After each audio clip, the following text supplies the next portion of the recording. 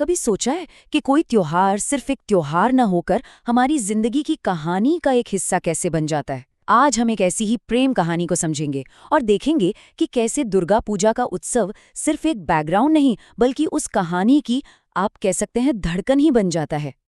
कहानी की शुरुआत इन शब्दों से होती है। जरा आंखें बंद करके सोचिए, सिर्फ एक लाइन और हम सीधे उस माहौल में पहुंच जाते हैं।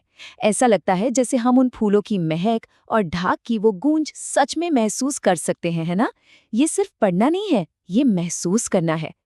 तो कहानी का जो पहला हिस्सा है वो इसी एहसास पर, इसी सेंसरी अनुभव पर टिका है।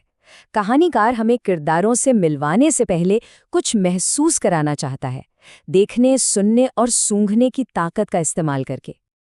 और यहाँ एक बहुत ही दिलचस्प तकनीक का इस्तेमाल हुआ है, माहौल को, शहर को ही एक किरदार बना देना। मतलब इससे पहले कि हम किरदारों से मिलें, हमारी मुलाकात उस शहर से होती है जो पूजा के दौरान जैसे उत्सव की सांसें ले रहा है। तो याद है पहली लाइन में पंडाल का जिक्र था? ये सिर्फ कोई टेंट नहीं है, असल में ये कला के बेहतरीन नमूने हैं और हर गली, हर मोहल्ले में उत्सव का दिल बनकर धड़कते हैं। और वो ढाक की आवाज, वो कोई आम म्यूजिक नहीं है, नहीं, वो पूरे त्योहार के दिल की धड़कन है। यही वो गूंज है, वो बीट है जो हवा में जोश और जश्न का रंग घोल देती है।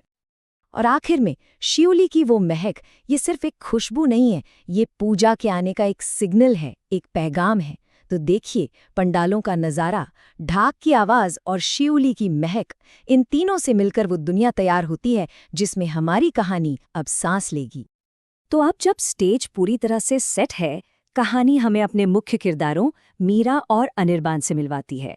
और यहाँ त्योहार सिर्फ पीछे नहीं रहता, बल्कि उनके रिश्ते को आगे ले जाने में एक बहुत ज़रूरी भूमिका निभाता है। अब ये लाइन सुनिए, सुनने में तो बिल्कुल आम सी बात लगती है ना? लेकिन रुकिए, इसके पीछे एक बहुत गहरा सांस्कृतिक इशारा छिपा है। चलिए समझते हैं कि कैसे ये छोटी सी बात कहानी को एक नया ही मतलब दे देती है। ये देखिए, कहानी ने कितनी खूबसूरती से मीरा की वापसी की तुलना देवी दुर्गा की घर वापसी से कर दी है। जैसे भक्त देवी का इंतजार करते हैं, ठीक वैसे ही अनिर्बान मीरा का। और बस इसी एक तुलना से उनका जो पर्सनल रियूनियन है वो अचानक बहुत बड़ा, बहुत जरूरी लगने लगता है। इसके बाद कहानी और त्योहार दोनों एक साथ आगे बढ़ते हैं। पूजा की हर रस्म, हर एक्टिविटी उनके रिश्ते की किताब में एक नया पन्ना जोड़ती जाती है। और ये सिर्फ घूमने फिरने की एक लिस्ट नहीं है, इसे महसूस कीजिए। पंडालों की उस भीड़ में एक दूसरे का हाथ थामना, एक ही प्लेट से फुचका खाना और धुनुची की उस तेज ताल पर एक साथ नाचना, यही वो पल हैं जो यादें बनाते हैं, यही उन्हें एक दूसरे के और करीब लाते हैं। और इसी बीच एक बहुत ही खूबसूरत मोमेंट आता है, भीड़ में खोना और फिर एक दूसरे को ढूंढ लेना। ये सिर्फ एक घटना नहीं है, ये एक तरह से उनके इमोशनल सफ़र का प्रतीक है कि कैसे हम रिश्तों में भी कभी कभी खो जाते हैं और फिर एक दूसरे को पाने की कोशिश करते हैं।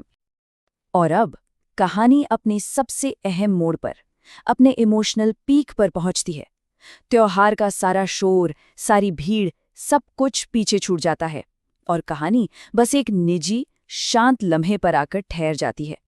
ये जो सेटिंग में बदलाव है ना, ये बहुत सोच समझकर किया गया है। उत्सव के शोर से दूर नदी का वो शांत किनारा उन्हें वो स्पेस देता है जिसकी उन्हें सबसे ज्यादा जरूरत थी। एक ऐसी जगह जहां दिल की बात सुनी जा सके और कही भी जा सके। और फिर उस खामोशी में अनिर्बान के दिल की बात बाहर आती है। ये सिर्फ 3 लफ्ज नहीं है, इसमें पूरे 1 साल का इंतजार है, उम्मीद है, और अब उस इंतजार को खत्म करने की एक गहरी, एक सच्ची इच्छा है। और मीरा का जवाब उतना ही सीधा और उतना ही शक्तिशाली। सिर्फ 2 छोटे छोटे वाक्यों में वो उस 1 साल के इंतजार को खत्म कर देती है और एक नए भविष्य का दरवाजा खोल देती है। बस यहाँ उनकी इमोशनल कहानी पूरी हो जाती है। तो आखिर में कहानी वापस उसी विचार पर लौटती है कि कैसे एक पब्लिक उत्सव, एक सार्वजनिक जश्न उन दोनों की बहुत ही पर्सनल कहानी की नींव बन गया। ये आखिरी लाइन असल में पूरी कहानी का दिल है। दुर्गा पूजा जो देवी के अपने घर लौटने का जश्न है, अब मीरा और अनिर्बान के लिए एक साथ अपना घर बनाने की शुरुआत का प्रतीक बन जाती है। तो ये कहानी हमें इसी सवाल के साथ छोड़ जाती है, वो त्योहार और परंपराएं जिन्हें हम हर साल मिलकर मनाते हैं, क्या वो सिर्फ कुछ रीति रिवाज हैं, या फिर वो हमारी अपनी कहानियों का कैनवास है, हमारी यादों का और शायद हमारी जिंदगी के सबसे खूबसूरत पलों का? सोचने वाली बात है ना।